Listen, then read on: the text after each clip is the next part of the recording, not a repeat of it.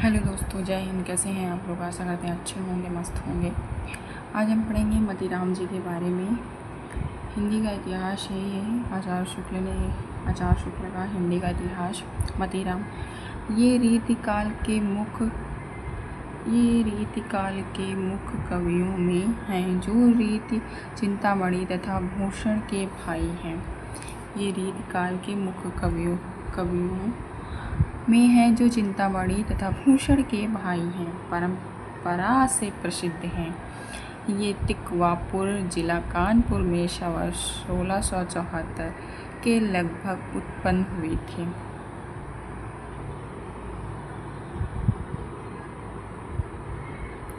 बहुत दिनों तक जीवित रहे। ये बूंदी के महाराज भाव सिंह के यहाँ बहुत काल तक रहे और उनकी ये आश्रय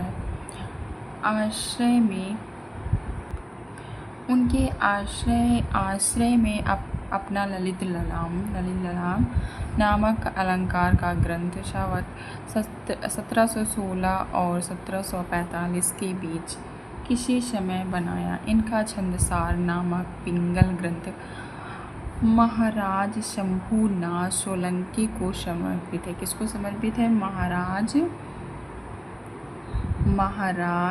शंभूनाथ सोलंकी को समर्पित है। क्या? इनका छंद का नामक पिंगल ग्रंथ।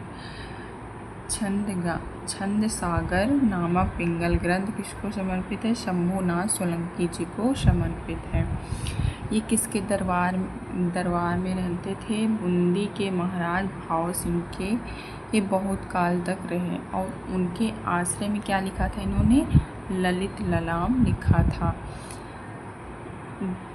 अलंकार के ग्रंथ 1716 से 1745 के बीच में लिखा था। मेन पॉइंट याद कर लीजिए। किसके दरबार में रहते थे ये? बूंदी के महाराज भाव सिंह के दरबार में रहते थे। पहला पॉइंट। दूसरा पॉइंट है ललित ललाम नामक अलंकार का ग्रंथ है। कब लिखा था इन्होंने? 1716 और 1745 के बीच में लिखा था। इनका छंद सागर नामक पिंगल ग्रंथ महाराज शंभूनाथ सोलंकी को समर्पित है। किसको समर्पित है? महाराज शंभूनाथ सोलंकी को समर्पित है। चलो याद करते हैं। ये रीतिकाल के प्रमुख कवि हैं। चिंतामणि तथा भूषण के भाई हैं। कौन? चिंतामणि भूषण के भाई कौन हैं? मतीराम जी हैं। इनका जो जन्म हुआ था ये कब हुआ था? 1672 के बीच में थे। और ये कहाँ रहते थे? महाराज भाव सिंह के दरबार में रहते थे। इन्होंने क्या लिखा था? ललित ललाम लिखा था अलंकार ग्रंथ में। कब लिखा था? 1716 के बीच और 1745 के बीच। ठीक। इनका छंदसार नामक पिंगल ग्रंथ किसको समर्पित है? शंभूनाथ सोलंकी जी को समर्पित है। ओके, इतना तो याद हो गया होगा। इनका परम मनोग्रंथ रसराज पहला क्या था? ललित ललाम। किसको कब लिखा था? 1716 में, 1745 में। इनका छंद सागर नामक पिंगल ग्रंथ। कौन सा ग्रंथ? पिंगल ग्रंथ किसको समर्पित है? शंभू जी को। परम मनोग्रंथ रसराज किसी को समर्पित नहीं है। रसराज जो ग्रंथ किसी को समर्पित नहीं है। और पिंगल ग्रंथ इसको समर्पित है? शंभूनाथ सोलंकी जी को समर्पित है। ठीक।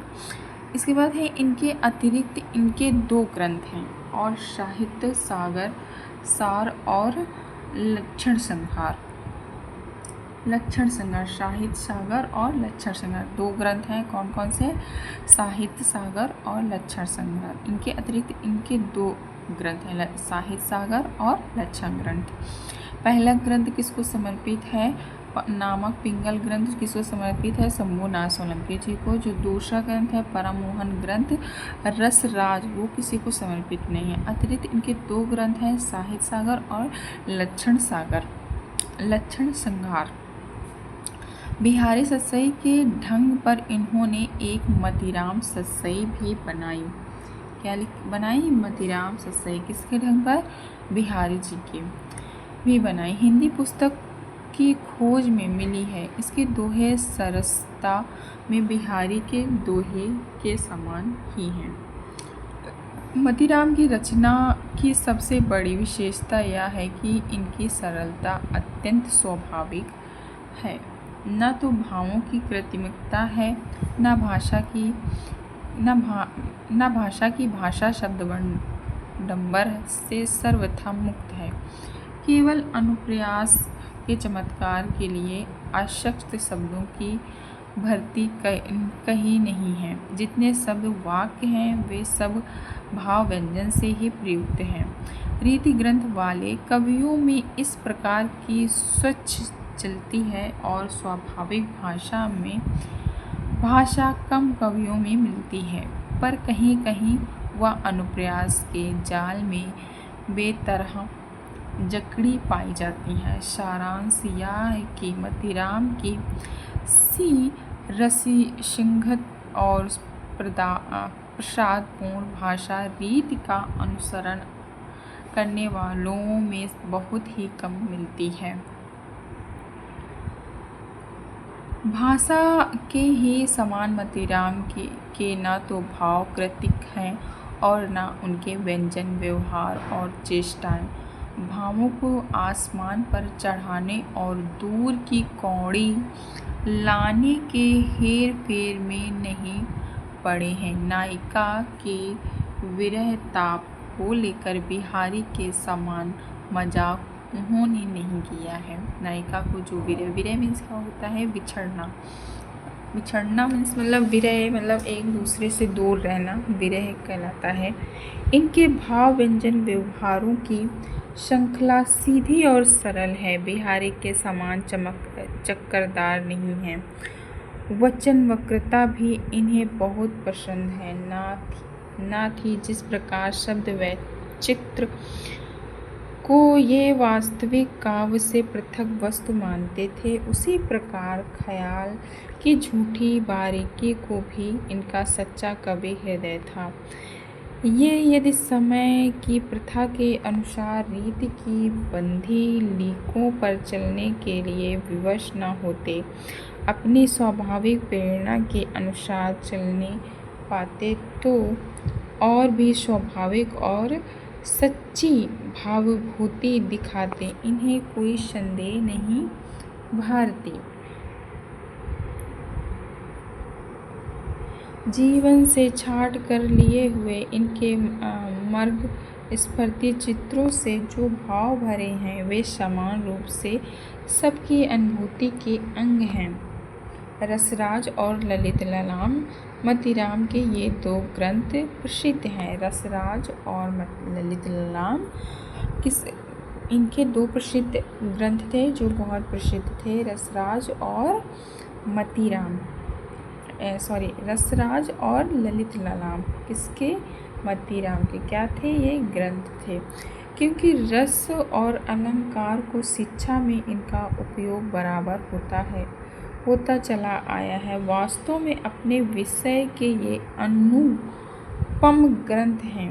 उदाहरणों की रमणीयता से अनायास रसों और अलंकारों का अभ्यास होता चलता है।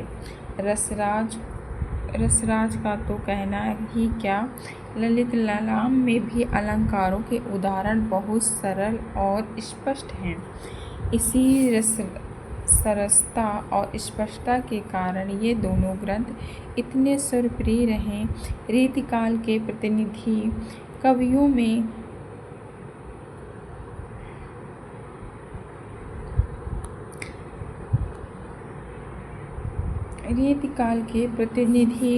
में प्रभाकर को छोड़कर और किसी कवि में मतीराम की सी चलती भाषा और सरल व्यंजन नहीं मिली।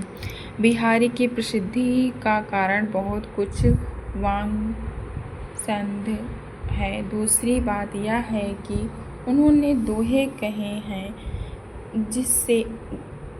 इससे उनमें वह नाद सौंदर्य नहीं आ सका जो कवित्व सवैये की लय के द्वारा संघटित होता है। मोतीराम के कवित्व के कुछ दोहे नीचे दिए जाते हैं।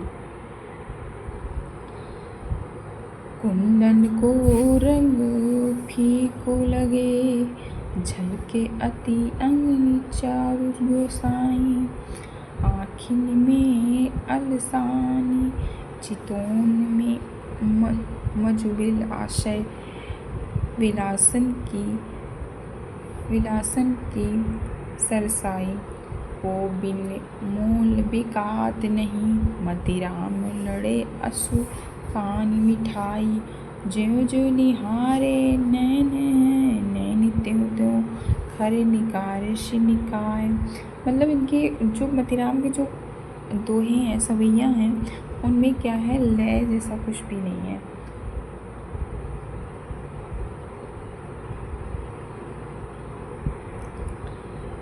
क्यों इन अखियन सुनी संक है, मोहन को तन पनी पीजे। नेकु निहारे कलंक लगे, यही गाँव बसे कऊ कैसे लीजे। होत रहे मन हो मोतीराम, कहूँ बन जाए बड़ो तप कीजे। है बन माल हिये लगिए, और है मुरली अंध रासस पीजे। केली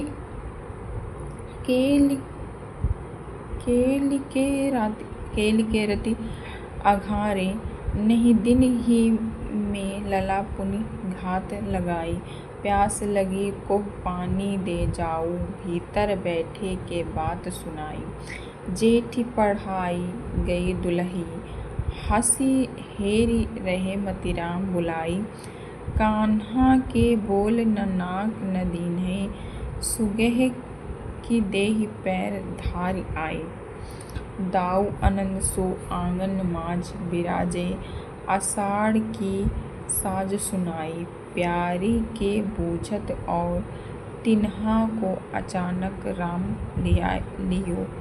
रसिया काई आई उन्हें मुँह में बसी, को तिहा पुनि चाप सी भो चढ़ाई। आँखिन ते गिरे आंसू के बूंद, सुहास गयो उड़ी हंस किनाई।